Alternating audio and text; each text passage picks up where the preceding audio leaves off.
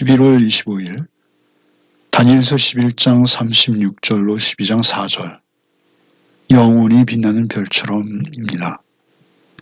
안티오쿠스 4세 그는 앞서 비천한 자라고 본문이 설명하고 있습니다. 그가 결국 속임수로 앞서 21절에 설명되어 있죠. 속임수로 나라를 손에 넣었다라는 것이죠. 그리고 또한 하나님을 대적합니다. 그러한 상황에서 그는 세상을 다 쥐락펴락하는 것처럼 보입니다. 그러나 결국 그도 종말을 맞게 되는 것이죠. 그리고 이제 12장에서는 성도의 영광을 설명하십니다. 먼저 36절로 39절을 읽겠습니다. 그 왕은 자기 마음대로 행하며 스스로 높여 모든 신보다 크다 하며 비상한 말로 신들의 신을 대적하며 형통하기를 분노하심이 그칠 때까지 하리니 이는 그의 작정된 일을 반드시 이룰 것임이라. 그가 모든 것보다 스스로 크다 하고 그의 조상들의 신들과 여자들이 흠모하는 것을 돌아보지 아니하며 어떤 신도 돌아보지 아니하고 그 대신에 강한 신을 공경할 것이요 또 그의 조상들이 알지 못하던 신에게 금, 은, 보석과 보물을 들여 공경할 것이며 그는 이방 신을 힘입어 크고 견고한 산성들을 점령할 것이요 무릇 그를 안다는 자들에게는 영광을 더하여 여러 백성을 다스리게 하며 그에게서 뇌물을 받고 땅을 나눠주기도 하리라. 그 왕은 자기의 마음대로 행한다 라고 기록하고 있습니다. 자기의 뜻이 하나님의 뜻 위에 있는 것이죠. 누구의 눈치도 보지 않는다는 것입니다. 끝가운데 모르는 교만인 것이죠. 모든 신보다 크다 하며 비상한 말로 신들의 신을 대적하며 비상한 말이라는 것은 할 수 없는 말, 이상한 말. 그러나 사실 그는 헬라 문화에 심취했고 합리적, 이성적 판단과 생각으로 눈에 보이는 것만을 인정하며 하나님을 대적하는 말들을 하고 있었을 것이 당연한 것이죠. 그 비상한 말로 신들의 신을 대적할 신들의 신 형통하기를 분노하심이 그칠 때까지 하리라. 하나님의 분노하심의 대상은요. 사실 놀랍게도 이스라엘입니다. 이스라엘이 우상을 따라 하나님을 배반했기에 이 모든 것들이 지금 진행되어지고 있는 것이죠. 그리고 그들을 깨우쳐 돌이키는 과정이기도 한 것이죠. 그런데 그 악한 왕의 형통, 그것이 언제까지 이어진다는 것입니까? 하나님의 분노하심이 그칠 때까지 이어진다는 것이죠. 그 비천한 자가 속임수로 나라를 얻고 백성들을, 특별히 이스라엘을 핍박하고 신성 모독을 하고 하는 이런 모든 것들이 사실은 하나님의 계획과 섭리 속에 있다라는 것입니다. 그것은 하나님의 백성들을 하나님을 공경하는 자리로 돌이키는 과정이라는 사실이죠. 분노하심이 그칠 때까지 하리니 이는 작정된 일을 반드시 이룰 것임이라. 그가 모든 것보다 스스로 크다 하고 그의 조상들의 신들과 여자들이 흠모하는 것들을 돌아보지 않으며 그는 어떠한 신도 돌아보지 않는다는 것입니다. 그는 사실은 무신론자인 것이죠. 그에게 신은 강한 것입니다. 38절에 그 대신에 강한 신을 공경할 것이요. 강한 신이라는 의미는 무엇입니까? 그것은 자신을 강하게 하는 신인 것이죠. 그것은 자신을 강하게 하는 것은 무엇이든지 그에게 신이 되는 것입니다. 그의 조상들이 알지 못하던 신. 그의 조상들은 느부갓네살이나 또는 다리오 같은 그들은 유실론자입니다. 그리고 그들은 하나님을 인정했고 하나님 앞에서 하나님의 말씀 앞에 두려워 떨었던 자들이죠. 그러나 그는 조상들이 알지 못하던 어떤 신, 그것은 미신입니다. 자신의 욕심을 채울 신이죠. 그의 종교는 자신의 정치 권력의 수단입니다. 정치 권력을 쥐는 것에 종교는 수단에 지나지 않는 것입니다. 그래서 자신이 강함이 그의 신이었기에 그 강하게 할 수 있는 어떤 미신적 존재, 그 허황한 귀신과 같은 것들, 사람들이 바른 교훈을 받지 않고 자기 사역을 쫓아 스승을 많이 두고 또 진리에 돌이켜 허탄한 이야기를 쫓는 마지막 때라고 디모데후서에 말씀하시죠. 자신의 사욕을 쫓을 스승과 같은 그러한 신. 그래서 그들에게 금은 보석과 보물을 들여 공경한다라는 것이죠. 그리고 그 이방신을 힘입어 견고한 산성들을 점령할 것이요. 그 산성들을 점령하면 말이죠. 그것을 놀랍게도 그들에게 뇌물을 받고 나누어주고 있다라는 것이죠. 돈과 권력을 맞바꾸는 거예요. 이것은 오늘날에도 여전한 것입니다. 가장 흔한 일들입니다. 그렇게 영광을 더하여 여러 백성을 다스리게 하며 그에게 뇌물을 받고 땅을 나눠 주기도 하리라. 40절부터 계속 이어지는 그의 모습들이죠. 40절부터 읽겠습니다. 마지막 때에 남방왕이 그와 힘을 거를 것이나 북방왕이 병과 마병과 많은 배로 회오리바람처럼 그에게로 마주와서 그 여러 나라에 침공하여 물이 넘친같이 지나갈 것이요. 그가 또 영화로운 땅에 들어갈 것이요 많은 나라를 패망하게 할 것이나 오직 에돔과 모압과 암몬 자손의 지도자들은 그의 손에서 벗어나리라. 그가 여러 나라들의 그의 손을 펴리니 애굽 땅도 면하지 못할 것이니 그가 권세로 애굽의 금, 은과 모든 보물을 차지할 것이요 리비아 사람과 구수 사람이 그의 시종이 되리라.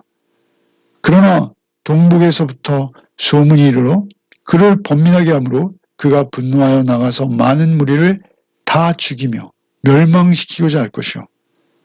그가 장막 궁전을 바다와 영화롭고 거룩한 산 사이에 세울 것이나 그의 종말이 이르리니 도와줄 자가 없으리라. 마지막 때에 그가 다시 또 남방 왕과 전쟁을 일으킨다라는 것이죠. 그의 침공하는 것이 치밀하고 물이 넘침과 같을 것이다라는 것이죠. 그리고 반드시 그 침공이 있을 때는 41절에 보면 영화로운 땅을 거쳐갑니다. 가는 길에 거쳐가고 오는 길에 거쳐가는 것이죠. 영화로운 땅은 예루살렘을 말하는 것이요. 이스라엘 지경을 말하는 것입니다. 영화로운 땅에 들어갈 것이요. 많은 나라를 패망하게 할 것입니다. 그러나 에돔과 모압과 암몬 자손은 그 손에서 벗어나리라. 그것은 그 이유는 알 수 없으나 하나님의 목적이 그를 통해서 그를 막대기와 채찍으로 사용하시는 하나님께서 이스라엘을 징계하시는 것이죠. 42절에 그가 여러 나라들의 그의 손을 펴리니 애굽 땅도 면하지 못할 것이니 그 애굽을 얼마나 이스라엘이 의지했는지요. 43절에 그가 권세로 애굽의 금, 은과 모든 보물을 차지할 것이요. 리비아 사람과 구스 사람이 그의 시종이 되리라. 그러나 동북으로부터 소문이 이르러 그를 번민하게 하므로 동북으로부터 다른 침략이 있는 소식이 들려오는 것이죠. 그리고 그를 번민하게 하므로 그가 분노하여 나가서 많은 무리를 다 죽이며 멸망시키고자 할 것이요. 그가 이제 이곳부터 자신의 나라로 가는 과정인 것으로 보입니다. 45절에 그가 장막 궁전을 바다와 영화롭고 거룩한 산 사이에, 그러니까 지중해와 예루살렘 사이 어느 곳에 그가 장막을 쳤죠. 그런데 거기서 그의 종말에 이르리니 도와줄 자가 없으리라. 아주 애매한 곳에서 허망하게 기괴한 죽음을 당하는 것이죠. 전쟁으로 인한 죽음이 아닙니다. 허망하고 끔찍한 죽음. 그런데 그 죽음 앞에 있는 그를 도울 자가 아무도 없다라는 것이죠. 결국 이러한 죽음의 결말을 누가 정하셨을까요? 그것은 하나님께서 홀로 섭리하시는 것이죠. 그리고 이제 그때를 기준으로 해서 놀라운 묵시가 선언되어지는 것이죠. 미래에 있을 영광과 그 수치에 대해서 기록하십니다. 1절로 4절을 읽겠습니다. 그때 내 민족을 호위하는 큰 군주 미가엘이 일어날 것이요 또 환란이 있으리니 이는 개국 이래로 그때까지 없던 환란일 것이며 그때 내 백성 중 책에 기록된 모든 자가 구원을 받을 것이라. 땅의 티끌 가운데에서 자는 자 중에서 많은 사람이 깨어나 영생을 받을 자도 있겠고 수치를 당하여서 영원히 부끄러움을 당할 자도 있을 것이며 지혜 있는 자는 궁창의 빛과 같이 빛날 것이요 많은 사람을 옳은 대로 돌아오게 한 자는 별과 같이 영원토록 빛나리라. 다니엘아 마지막 때까지 이 말을 간수하고 이 글을 봉함하라. 많은 사람이 빨리 왕래하며 지식이 더하리라. 12장 1절에 그때라고 하죠. 그러니까 그때는 어느 때입니까?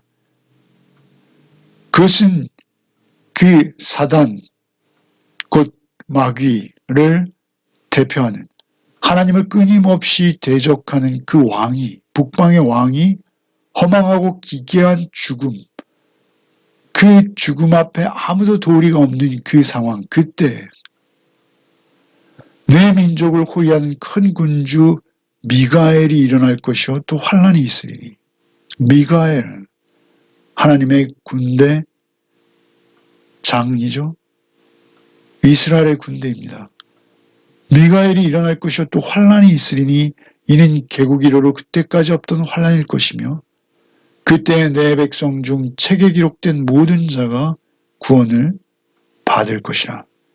환란이 그때까지는 어디에서도 기록되지 아니하고 어디에서도 볼 수 없었던 심각하고 큰 환란이죠.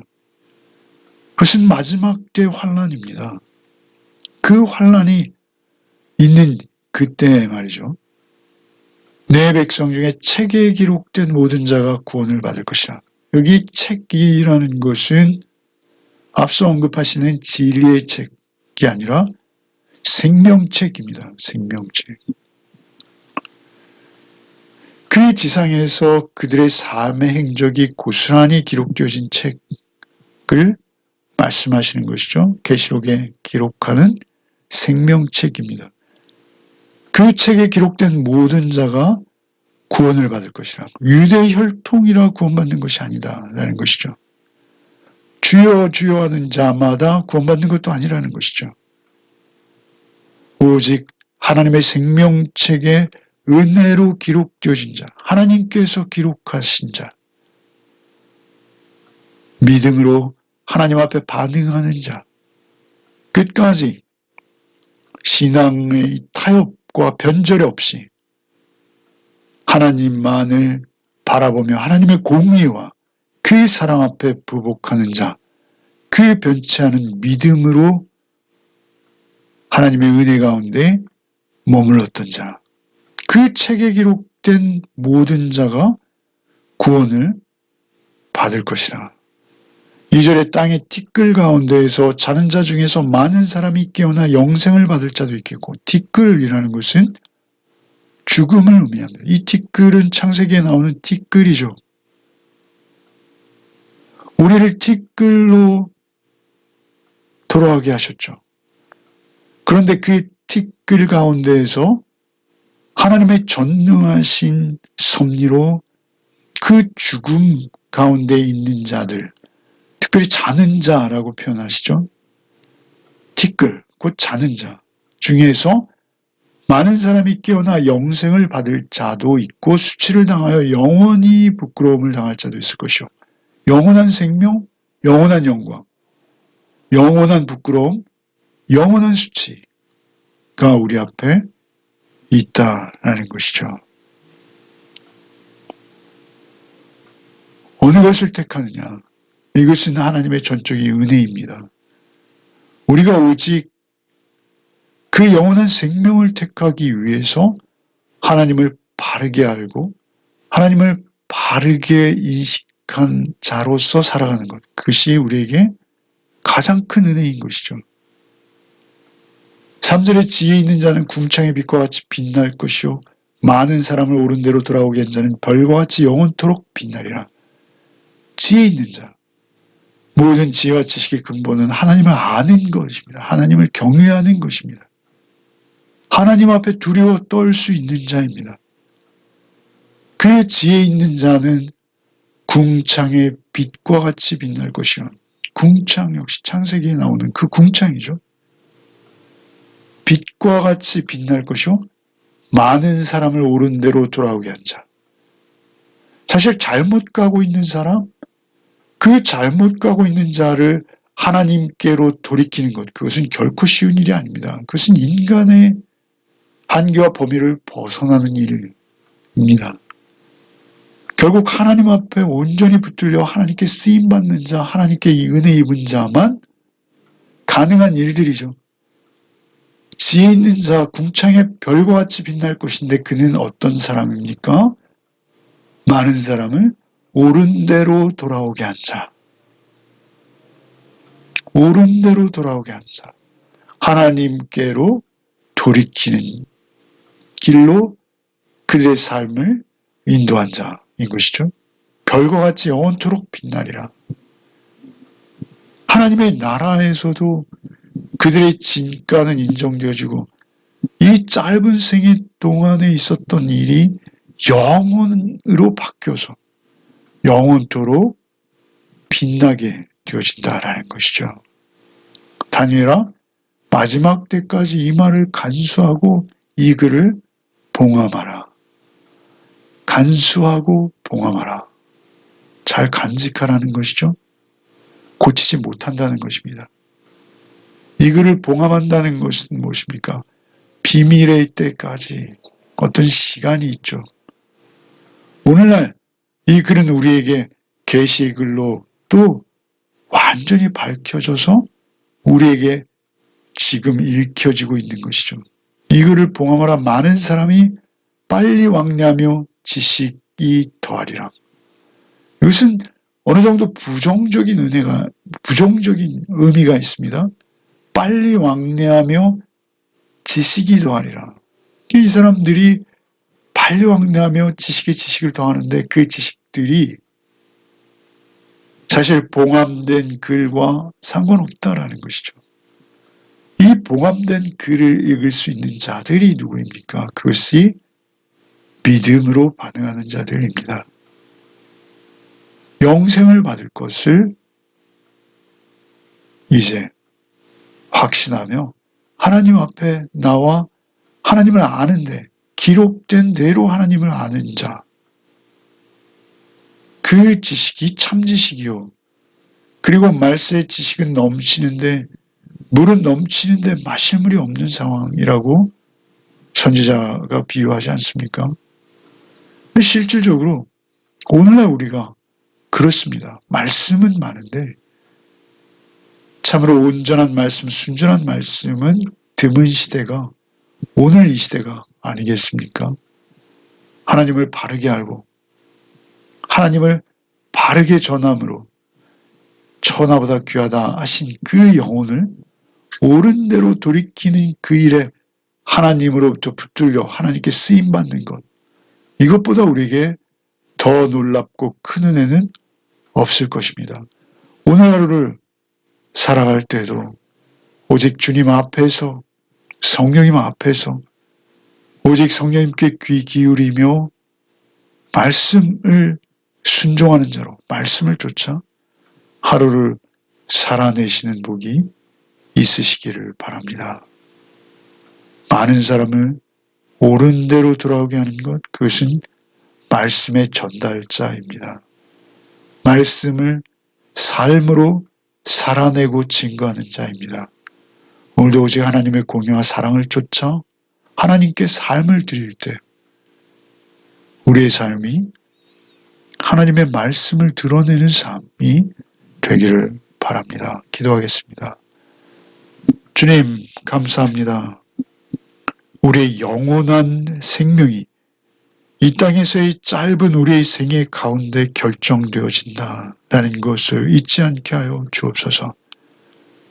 오직 우리가 순전한 믿음을 원하오니 주 우리를 긍휼히 여기사 세상의 것과 또 나의 정욕과 욕심을 따라 말씀을 타협하는 자가 되지 않게 하시고, 말씀으로부터 변절하는 자 되지 않게 하시고, 오직 영혼을 사모하며 하나님의 말씀 앞에 순전함으로 반응하는 하루의 삶을 살아내게 하여 주옵소서. 오직 성령이 기록하신 말씀, 오늘도 성령의 도우심으로 온전히 바르게 이해하고 또 쫓아 삶을 살아내는 복이 우리에게 있게 하여 주옵소서. 예수 그리스도 이름 받들어 기도하옵나이다. 아멘.